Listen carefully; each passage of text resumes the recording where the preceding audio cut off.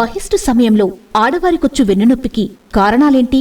స్త్రీలకు సంబంధించి back pain రావడం ఈ రోజుల్లో స్పెషల్గా పరిగణించడంలో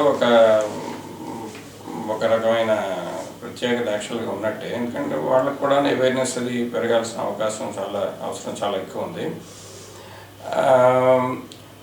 ఆస్టియోపోరోసిస్ అనేది అంటే బోన్స్లో ఉన్న కాల్షియం కానీ మ్యాట్రిక్స్ అంటాం, బోన్ మ్యాట్రిక్స్ తగ్గిపోవటం అనేది 60 తర్వాత వచ్చేది.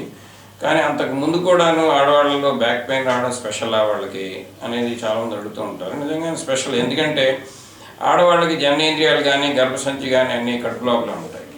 కడుపు లోపల అంటే ఇక్కడ నుంచి మన అందరికి కడుపు ఉంటుంది. ఇవి తుంటికి సంబంధించిన బోన్స్.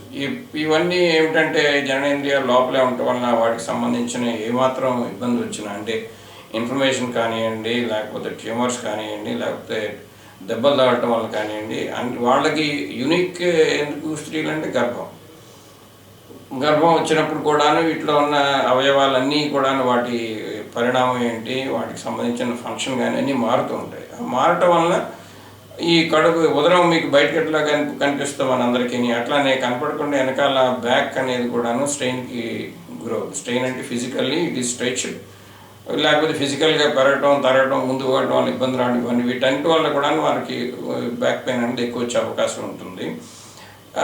బ్యాక్ పెయిన్ అంటే డిస్క్ సంబంధించింది వస్తుంది ఎక్కువ. అది కాకుండాను బోన్స్ అవి అబ్నార్మల్ పొజిషన్కి వెళ్ళటం వల్ల కూడా వస్తుంది. ఎందుకంటే వాళ్ళకి పొట్ట బాగా ముందుకి ఇట్లా వచ్చేస్తుంది కాబట్టి ఇవన్నీ వెనకాల ఉన్న స్ట్రక్చర్స్ అన్నీ స్ట్రెచ్ అవ్వటం కానీ, లేకపోతే కొంచెం లెగమెంటస్ వాటి మీద కొంచెం ఇబ్బంది పడటం వల్ల కానీ పెయిన్ వచ్చే అవకాశం ఎక్కువ ఉంటుంది.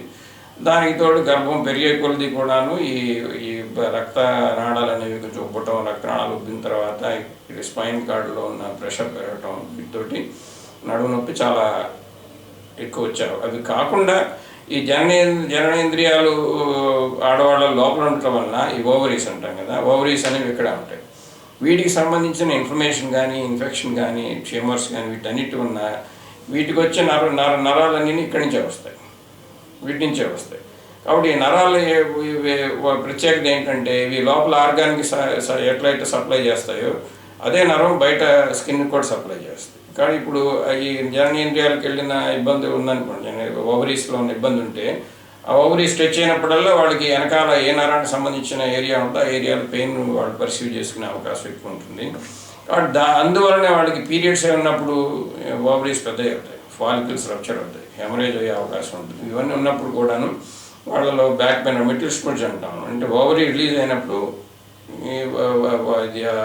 అది ఓవరీ రప్చర్ అవటం వల్ల దానికి పెయిన్ పర్సీవ్ చేయటం ఎక్కువ. ఏంటంటే కొత్తగా మెన్స్ట్రుయేషన్ స్టార్ట్ అయిన అమ్మాయిల్లో ఎక్కువ వచ్చే అవకాశం, కానీ కొంతమందిలో ప్రొలాంగ్ అవుతూ ఉంటుంది. అది కూడాను బ్యాక్ పెయిన్ లీడ్ అయ్యే అవకాశం ఉంటుంది. చాలామంది దాన్ని బ్యాక్ సంబంధించిన జబ్బుగా పరిగణించే అవకాశం కూడా ఎక్కువ ఉంటుంది. అంటే ఎంబీబీఎస్ చదువుకునేటప్పుడు బేసిక్స్ చెప్తా కానీ వాళ్ళందరికీ స్పెషలైజేషన్ వరకు వాళ్ళకి రాదు కదా.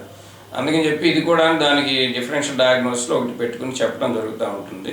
అవి కాకుండా ఇది ట్యూమర్ ఉన్న ఓవేరియన్ ట్యూమర్స్ ఉంది. ఓవేరియన్ ట్యూమర్స్ కూడా స్ట్రెచ్ అయినప్పుడు యాక్చువల్గా ఇప్పుడు దీనికి సంబంధించిన పొరలు ఉంటాయి. దీని ఆ పొరల మీద స్ట్రెచ్ చేయడం, పొరలు స్ట్రెచ్ అయితే బోన్కి సంబంధించి పెయిన్ రావడం, బోన్కి సంబంధించి పెయిన్ వచ్చినా, లేకపోతే ఈ ఓవరీస్కి సంబంధించి ఇన్ఫ్లమేషన్ డిస్క్ దగ్గర వెళ్ళినా అప్పుడు పెయిన్ బ్యాక్ పెయిన్ లాగానే ఎక్స్పీరియన్స్ చేస్తారు అన్నమాట వాళ్ళు.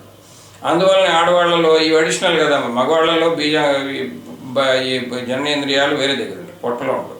వాళ్ళకి లోపల ఉండటం వలన గర్భసంచి కూడా లోపల ఉండటం వలన ఈ అడిషనల్ జబ్బులు బ్యాక్ పెయిన్ని ఎక్కువ చేయటం, బ్యాక్ పెయిన్ కింద దాన్ని తప్పుగా అర్థం చేసుకోవడం రెండు కూడా అయ్యే అవకాశాలు ఎక్కువ ఉంటాయి.